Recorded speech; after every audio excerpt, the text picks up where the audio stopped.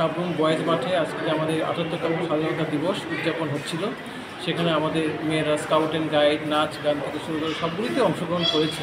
তো আজকে আমাদের প্যারেডে অনুষ্ঠান ছিল, সেখানে আমাদের মেয়েরা প্যারেড প্লাস স্কাউট অ্যান্ড গাইডে তারা পারফরমেন্স করেছিল এবং সবশেষে যখন তারা শেষ হয়ে গিয়েছিল, তখন তারা যখন বিশ্রাম নিচ্ছিল তখন দেখা গিয়েছিল যে কয়েকজন মেয়ে অসুস্থ হয়ে পড়ে। যদি আমাদের হিটটা এবার টেম্পারেচারটা একটু বেশিই ছিল, যার ফলে এরকম অবস্থা হয়েছে। আমরা সঙ্গে সঙ্গে ওদেরকে ৬-৭ জনকে আমরা হাসপাতালে নিয়ে আসি। আজকে আমাদের এখানে প্রোগ্রাম ছিল ইন্ডিপেন্ডেন্স ডে উপলক্ষে।